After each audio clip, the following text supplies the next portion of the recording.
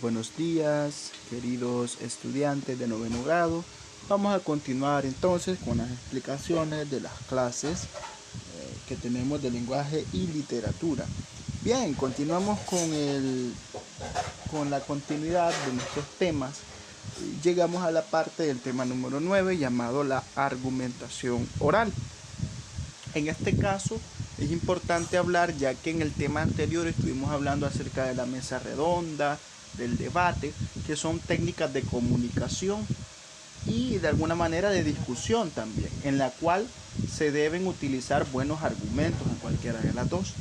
Es importante entonces conocer a qué nos referimos cuando decimos argumentación. ¿A qué se refiere en primer momento? Argumentación se refiere en un primer momento a presentar ideas que sustenten todo lo que nosotros estamos defendiendo. Es decir, yo tengo un punto de vista, pues yo tengo que fundamentarlo. Yo tengo que dar razones por las cuales yo creo esto o creo aquello. Entonces, esa es la argumentación. Es reforzar nuestras ideas con puntos específicos, con teorías, por ejemplo, con lo que dijo un autor, por ejemplo. Bien, tenemos por aquí que la argumentación es un proceso central de la comunicación humana, pues gracias a ellos se pueden cumplir propósitos como convencer o persuadir. Vamos a desarrollar entonces qué va a ser el convencer y qué va a ser el persuadir.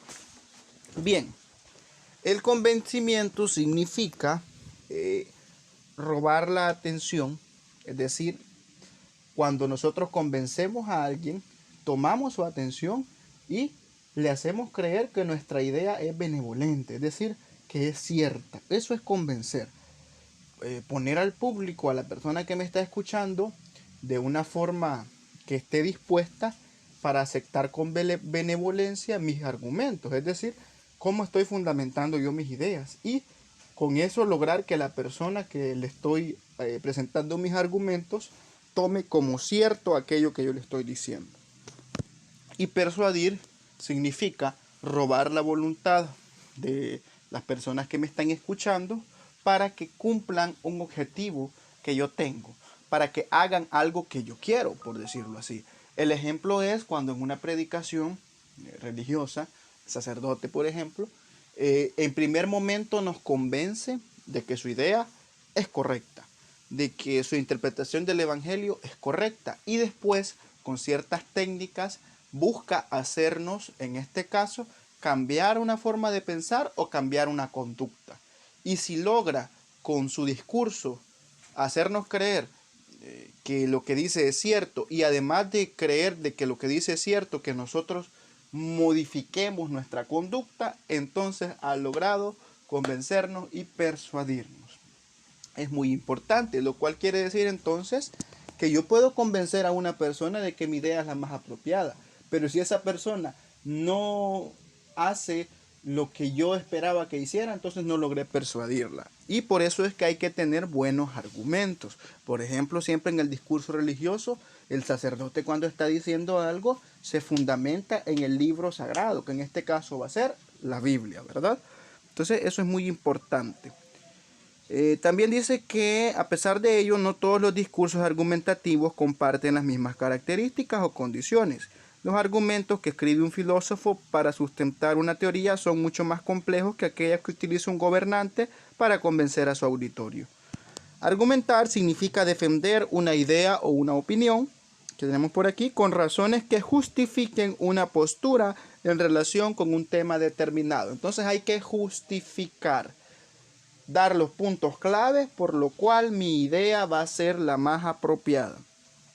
Una persona argumenta para hacer valer o justificar sus acciones, actitudes y pensamientos, así como para persuadir a personas en diferentes puntos de vista. Persuadir va a ser hacer cambiar de pensar a una persona que opina diferente que yo, por ejemplo.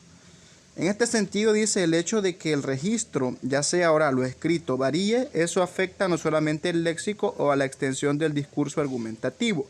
Eso es muy cierto. Un discurso puede ser escrito o puede ser oral. En este momento estamos reflexionando y estamos estudiando la forma oral, pero también un discurso puede ser escrito. Los apartados, las columnas en el periódico, por ejemplo, las explicaciones de un evangelio, por ejemplo, son discursos que buscan convencernos y persuadirnos.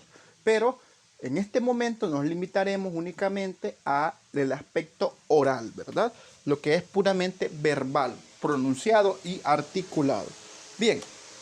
Continuando con esta explicación, llegamos a la parte de que es muy importante, vemos ahí bajo la imagen de una señorita que está con un micrófono compartiendo una idea, dice que un tono apropiado de voz es muy importante, porque a la hora de dar un discurso o compartir mis argumentos, el tono de voz que yo utilice va a ser importante, porque yo debo variar mi tono de voz, no voy a mantener un solo ritmo, es decir, y más que todo un ritmo muy bajo, hablar muy suavecito, muy despacio. Se lo dije en su momento a los compañeros presenciales, que hay que variar, hay que cambiar esos tonos de voz. En momentos hay que elevar un poco más la voz y en momentos hay que disminuirla. Con objetivos específicos se hace esto. También es importante saber manejar el cuerpo, saber utilizar el espacio que yo tengo para compartir mi discurso. Es decir, estoy yo en el aula de clase exponiendo un tema. Yo tengo que moverme en todo ese espacio del aula de clase. En ese momento, ese espacio va a ser tu escenario. Por lo tanto, es muy importante que se sepa utilizar bien el espacio. El orador debe saber utilizar bien su espacio. También debe poner una buena postura. Debe estar firme, debe hacer ademanes, utilizar la gestualización, no solamente estar estático y con un gesto inexpresivo. Debe pues contener todas estas partes para que pueda ser tomado en cuenta, ya que nuestro cuerpo habla. Eso es muy importante que lo reflexionen.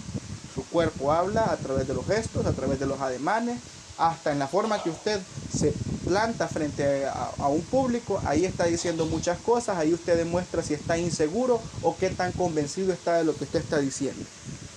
Bien, después tenemos que la argumentación oral es utilizada en debates, en foros, mesas redondas como lo vimos, y también en conversaciones cotidianas cuando queremos hablar sobre una idea o un punto de vista en específico, aunque sin rigor científico en estos ejemplos que hemos dado.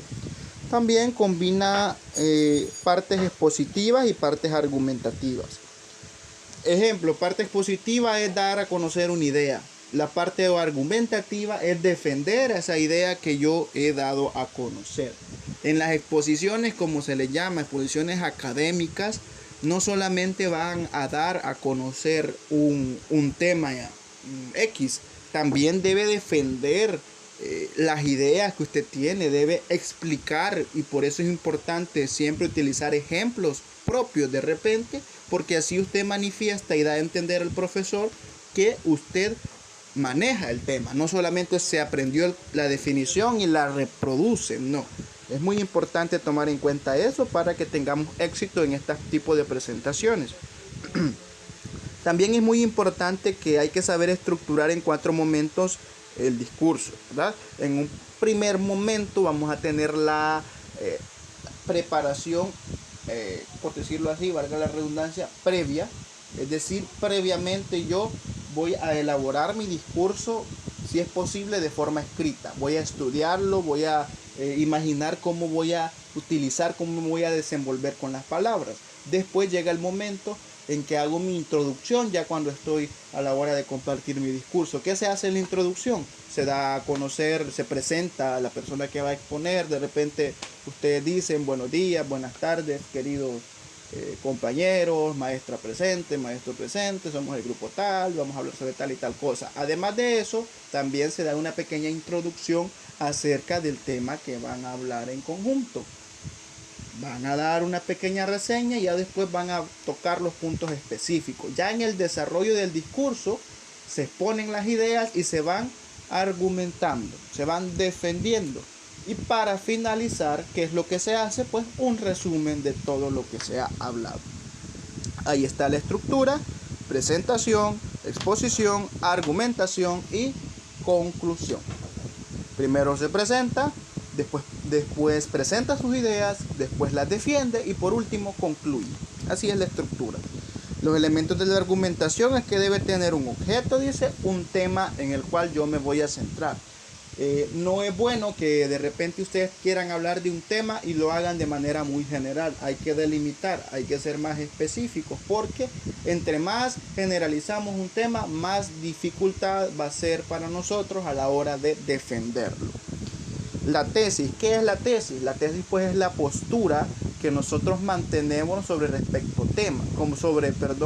cierto tema. ¿Qué quiere decir? Que yo digo que eso es cierto por tal y tal y tal cosa, o digo que eso es falso por tal y tal cosa. Esa es la tesis, es la postura que yo tengo sobre cierta idea o cierto tema en específico. Los argumentos es la forma que yo tengo para defender esa idea que he presentado. Bien, también vamos a encontrar por aquí en el texto que nos carga.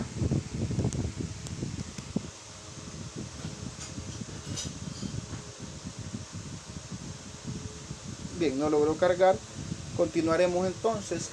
Con respecto a esto, ya en resumen, pues la argumentación oral es muy importante saber respetar todos estos pasos, ya que si los respetamos como nos van orientando, pues vamos a tener buenas participaciones a la hora de compartir los discursos. Por ahí vamos a encontrar algunas actividades al finalizar, de desarrollarlas, así como se nos ha dicho en el documento que se ha compartido. Cualquier duda, pregunta, comentario, estamos a la orden para apoyarle. Así es de que eso ha sido todo, queridos jóvenes, pasen un feliz día, cuídense mucho.